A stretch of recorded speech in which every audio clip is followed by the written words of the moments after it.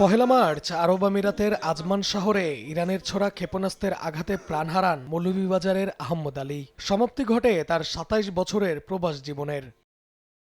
ক্ষেপণাস্ত্রের আঘাতের সময় আহম্মদ আলীর পাশেই ছিলেন ভাগ্নে জহিরুল। ইফতার পরবর্তী সময়ে ডেলিভারির জন্য বের হয়েছিলেন আহম্মদ। সে সময় বিস্ফোরণে মারা যান তিনি। বিশাল বড় একটা আওয়াজ হয়, আওয়াজের সাথে সাথে আমি সেখানে যাই, সেখানে যাওয়ার পরে দেখি আমার মামা মৃত্যু। আহম্মদ আলীকে এভাবেই ফিরতে হবে তা মেনে নিতে পারছেন না স্বজনেরা। বিমানবন্দরে মরদেহ গ্রহণের সময় তৈরি হয় আবেগঘন পরিবেশ। কালকে যখন আমি ওর বডি দেখছি, মানে তাকাইতে মানে আর বুক ধরাইতে পারি না, মানে এত আঘাত বডির মধ্যে। মরদেহ গ্রহণের সময় বিমানবন্দরে উপস্থিত হন পররাষ্ট্র প্রতিমন্ত্রী শামা ওবায়েদ এবং প্রবাসী কল্যাণ প্রতিমন্ত্রী নুরুল হক নূর। সৌদিতে রোববার 2 প্রবাসী নিহতের কথা জানান পররাষ্ট্র প্রতিমন্ত্রী।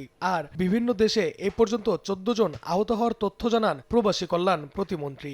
গতকালকে আপনারা শুনেছেন ইতিমধ্যে রিয়াদে নিহত হয়েছে এবং তাদের পরিবারের সাথে ইতিমধ্যে আমাদের প্রতিমন্ত্রী বলেছেন আমরা যোগাযোগ করেছি, কথা বলেছি এবং তাদেরকে কিভাবে আমরা খুবই শীঘ্রই আমরা দেশে ফিরিয়ে আনতে পারি সেই কাজও আমরা করছি।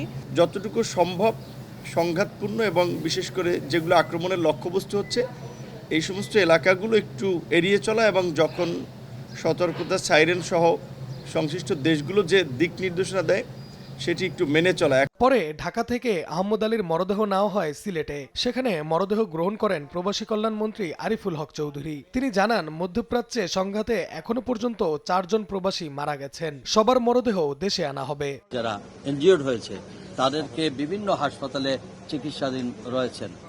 এখন পর্যন্ত আমাদের এই 4 জনের মৃত্যু পর্যায়ক্রমে তাদের আনা নেওয়ার বিষয়টা আমরা যখনই নিশ্চিত হব তখনই তাদের বাড়িতে আমরা তাদের আত্মীয় স্বজনের সঙ্গে পৌঁছে দেব। আহম্মদ আলীকে মৌলভীবাজারের বড়লেখায় দাফনের কথা জানিয়েছেন স্বজনেরা। নাইম হাসান, সময় সংবাদ, ঢাকা।